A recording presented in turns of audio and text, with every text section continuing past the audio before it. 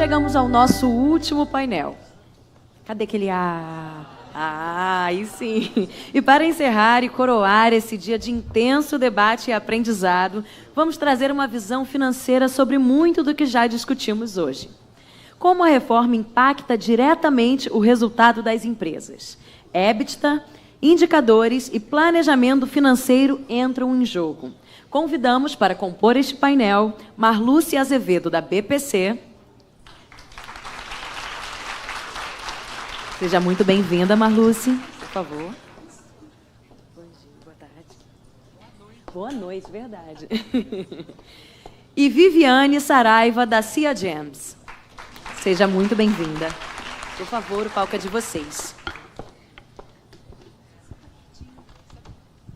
Pessoal, boa noite a todos.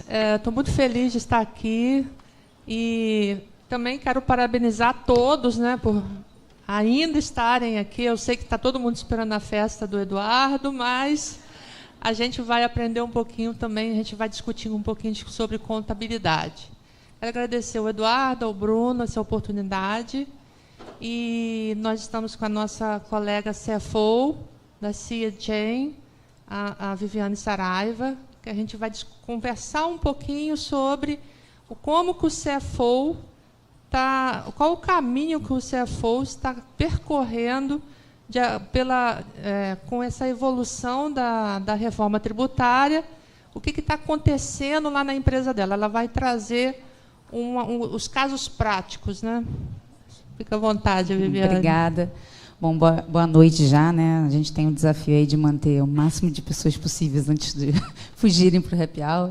Então, a gente vai ser muito breve.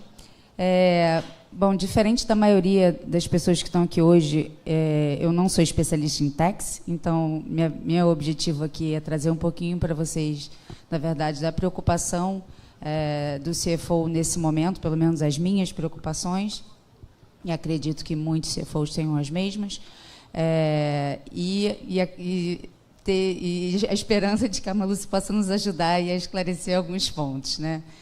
Bom, então, eu divido as minhas preocupações em dois grandes blocos, né? Primeiro, as preocupações realmente de impacto real, né, no meu negócio. E segundo, que é o tema que a gente trouxe um pouco aqui, que é a questão das demonstrações, do impacto nas minhas demonstrações financeiras, nos meus indicadores, e como lidar com isso, né, agora e ao longo desse processo aí de transição. Né? Então, primeiro falando aí da questão do impacto real, né? A primeira delas já foi muito abordada aqui, a questão da alíquota efetiva, né? O quanto que de fato vai ser a nossa alíquota efetiva, dado que vai depender do quanto de créditos eu consigo gerar na minha cadeia, né?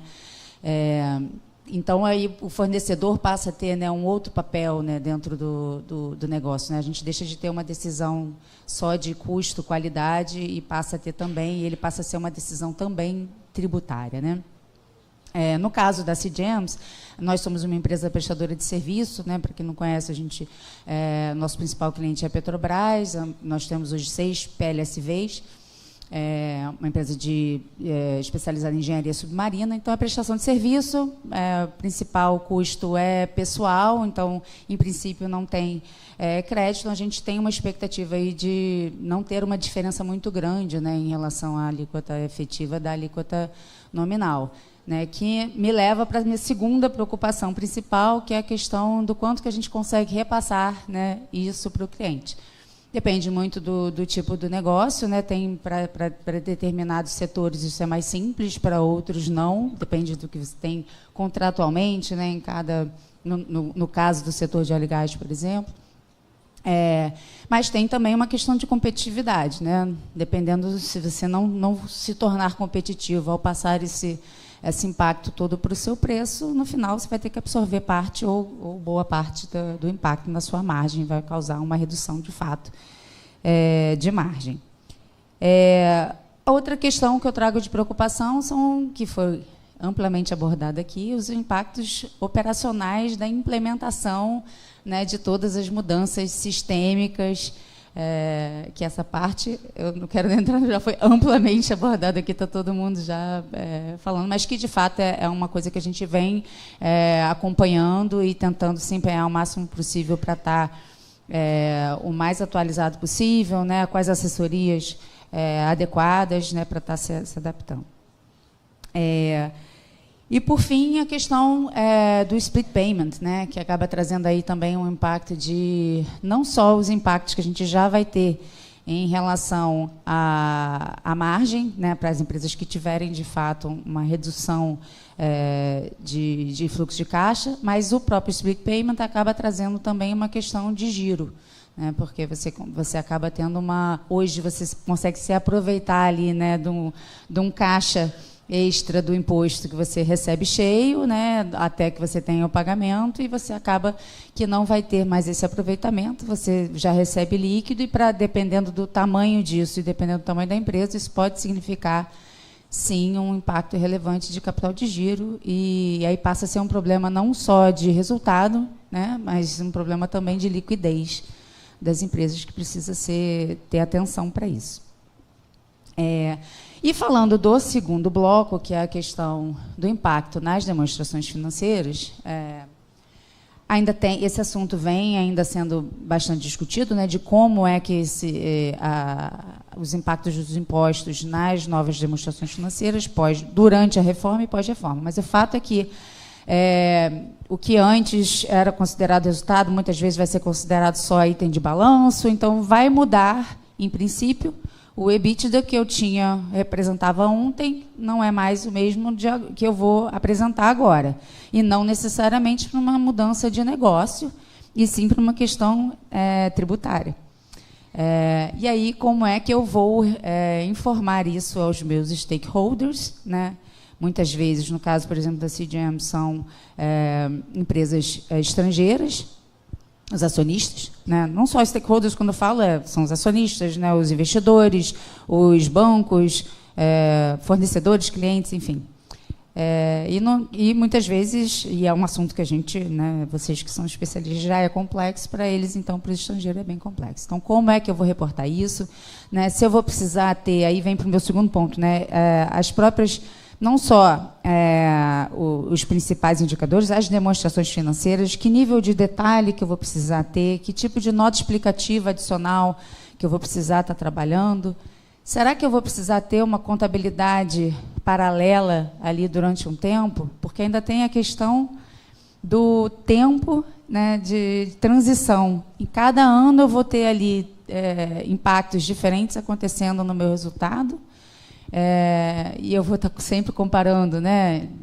A gente tem acionista de empresa que é aberto, né? Que tem que reportar quarter over quarter, você vai reportar e ver como é que você vai comparar essa informação, e tem que explicar que ali tinha um tributo que não tinha, enfim. Como fazer isso, provavelmente com muitos controles paralelos, que no final das contas vão gerar um nível de complexidade maior, né? Para um nível de controle maior, um nível de reporte maior e talvez um nível de incerteza maior em relação à comparabilidade das informações.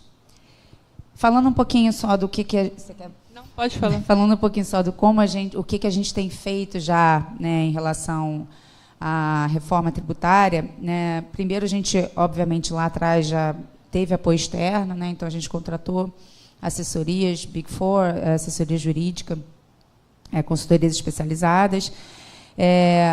A gente, logo de início, percebeu que isso não é uma questão só do financeiro, né? Não só do tax, não só do financeiro, e envolve todas as áreas. Então, a gente, desde o início, envolveu todas as áreas, promovemos workshops com todas as áreas, né? Operacional, TI,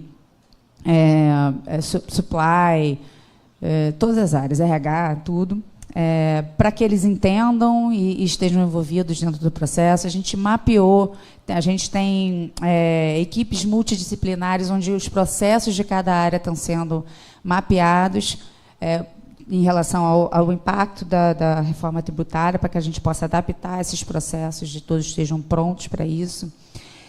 Fizemos um workshop muito legal com todos os nossos principais... Primeiro, a gente fez 2 workshops, um com os principais fornecedores estratégicos, Levamos um time para fazer uma apresentação técnica do impacto da reforma tributária, porque a gente entende que tem alguns dos fornecedores que são estratégicos, mas são pequenos, então podem não ter a mesma estrutura de empresa que a CGMs tem por trás, então a gente tem buscado muito auxiliá-los, porque é importante para a gente também, né, que eles estejam preparados, porque, no final das contas, se eles não tiverem, o impacto acaba, né, afetando a gente.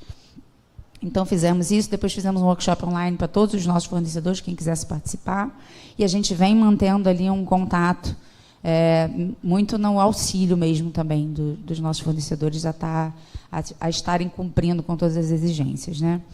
E, obviamente, a gente vem acompanhando, fazendo todos os ajustes dos nossos sistemas, muito atentos aí às notas técnicas que são publicadas, instruindo os fornecedores também em relação às notas técnicas, participando de fóruns, associações, né, e tentando antecipar o máximo possível os cenários e os impactos.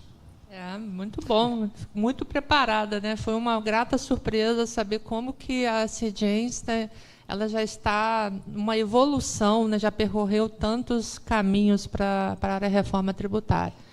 E a gente conversou muito aqui hoje, o dia inteiro, né, sobre a reforma, sobre como que a área tributária está atuando, como é que ela está trabalhando com a parte de CMO, PMO, falando com os fornecedores, supply chain.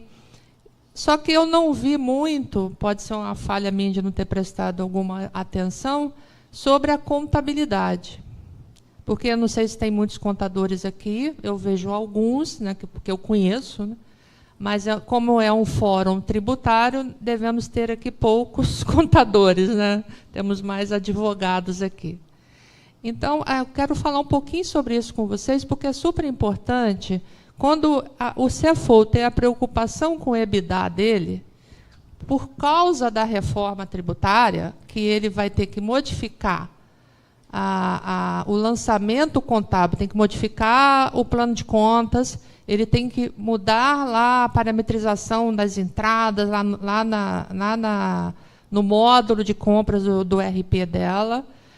Ela tem que colocar esse imposto lá no passivo, né, porque já não será mais um imposto na DRE, na demonstração de resultado, ele vai estar no seu passivo. Inclusive, o colega da L'Oréal demonstrou essa preocupação aqui, que eu tenho que reportar mensalmente o valor que eu vou ter lá na apuração assistida da Receita Federal. Senão, eu estou reportando, né, uma informação indevida para os meus stakeholders, para os acionistas.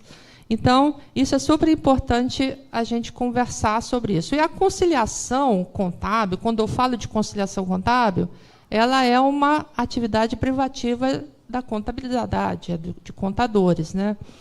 Então, é super importante a gente estar com essa preocupação. E, coincidentemente, nós temos uma modificação a partir de janeiro de 27, que entra em vigor o CPC 51. O que é o CPC 51? Ele é idêntico ao IFRS 18, que é a norma internacional de contabilidade, que ele modifica toda a estrutura da nossa DRE, do jeito que nós hoje conhecemos. Então, tivemos um palestrante aqui de manhã que falou que as mudanças, né, uma das maiores mudanças, pelo menos eu vejo que é a maior mudança que a gente tem nesse período de 40, 50 anos na área tributária, contábil, e a gente está acostumado a fazer uma coisa do mesmo jeito, ver lá o imposto lá lançado, né, Patrícia, na DRE. A gente está acostumado com isso. Nós nascemos, o jovenzinho que está aqui, estagiário, para ele vai ser mais fácil, mas para a gente que está comandando as empresas, né, CFOs, CEOs, os controles, os contadores, a gente está acostumado com aquilo lá na DRE e tal. Só que mudou também a DRE.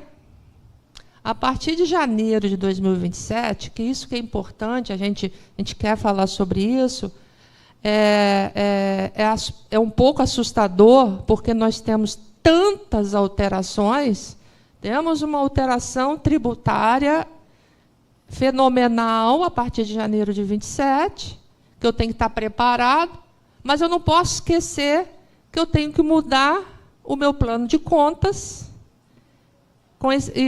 em conjunto, toda a parametrização das minhas compras, dos meus materiais, das minhas variações cambiais, dos lançamentos de investimento, de financiamento, porque eu tenho uma regra contábil nova a partir de janeiro de 27. É importante a gente estar atenta a isso, dar um susto, né? Porque você até pode falar sobre isso. Muito trabalho, eu acho que é um conjunto de modificações, né? Realmente eu fico assustado. A sensação que eu tenho, e você tem uma opinião mais técnica para dar, assim, a sensação que eu tenho é que, no final, lá na frente, quando acabar e passar tudo isso, a gente vai ter... aquilo vai ficar ruim para depois ficar bom, né? A sensação que eu tenho é que a gente vai ter... não só a simplificação, né, da questão tributária, mas a gente vai ter, acho que, as demonstrações mais adequadas para mostrar o negócio em si e com menos impacto da questão fiscal. A gente vai estar enxergando com mais comparabilidade, por exemplo, os números de empresas diferentes. A sensação que eu fiquei foi essa. Tanto dos dois impactos, né? Dos impactos que a gente vai ter das demonstrações por conta da reforma e os impactos do CPC 51. É isso mesmo. O objetivo dessa nova norma, é mitigar, que a gente nunca acaba, né? Mitigar a assimetria da informação. A gente, lá em 2010, quando nós tivemos a introdução na nossa regra contábil das normas internacionais, o objetivo era esse, a mitigação da assimetria da informação, porque as empresas estrangeiras, né, que tinham que reportar, que tinham que consolidar com a China, com a Índia, com a União Europeia, cada uma tinha um formato de registro contábil. Lá em 2010, nós tivemos a mudança, que o Brasil aderiu às normas internacionais de contabilidade, e o objetivo lá, naquela época, era esse, diminuir a assimetria da informação. Só que isso, durante já 2010, nós estamos em 22, né, durante esse período, a gente está vendo aí os nossos operadores, os nossos legisladores da norma contábil internacional, viu que ainda precisava de uma mudança na forma de demonstração dos indicadores de performance da empresa. Por isso que essa modificação aconteceu. Nós, esse ano, temos que nos adaptar. Ela já está divulgada desde o ano passado, então os contadores eles sabem disso desde o ano passado, mas a mudança no plano de contas começou esse ano, né, que a gente está aí estudando muito como é que vai ser isso. Ainda temos algumas dúvidas. Lá na Domingues e Pinho, nós temos uma equipe estudando isso e modificando, né, orientando como é que deve ser feito, para que lá em janeiro o nosso plano de contas esteja preparado. Essa regra não é para todas as empresas, é para as empresas que são full, que eu acredito que seja a maioria das empresas que estão aqui, que a gente está falando com empresas grandes aqui da área de petróleo, energia, telecomunicações, né? Então, essa regra é para essas empresas. Então, nós já vamos ter o desafio da reforma, mais esse desafio que a gente vai ter que estar preparado lá em janeiro. Aí, a comparabilidade. Isso mitiga eu pegar um balanço da TIM e um balanço da L'Oréal, eu vou ter uma DRE com os mesmos, mesma estrutura, que é operacional, investimento e financiamento. Igual quando você vê, eu não sei se vocês estão familiarizados com isso, mas é igual quando a gente vê uma DFC, que é a demonstração do fluxo de caixa da empresa, da companhia. Então, a gente vai ter igual, idêntico. Então, isso vai ser muito bom daqui a um tempo, que eu vou te falar que não é bom, mas daqui a um tempo isso vai ser muito bom quando a gente já estiver, né, bem maduro nessa parametrização dessas informações contábeis, né? Então, com isso, nós tivemos mais um elemento no CPC 51, que você tem que, normalmente, as empresas demonstravam o EBITDA no release, não é? Numa parte separada lá no site dela, ou na comunicação, né, que ela faz lá. O EBITDA, mas um EBITDA ajustado. Né, fazia o EBITDA ajustado lá no release. Não tinha nada a ver com a demonstração contábil. O contador nem via isso. Isso ficava lá com o CFO, com o CEO, como é que vai fazer? Aí, agora não. Agora, além dessa mudança, a demonstração contábil vai ter que explicar o EBITDA. Então, isso, por estar na demonstração contábil, não sei se tem auditores aqui, isso vai ser auditado. Vai passar a ser auditado. Então, a gente tem que estar preparado para mais essa mudança a partir de janeiro de 2027, que quem publica, né, trimestralmente, faz consolidação, isso vai ter que ser demonstrado.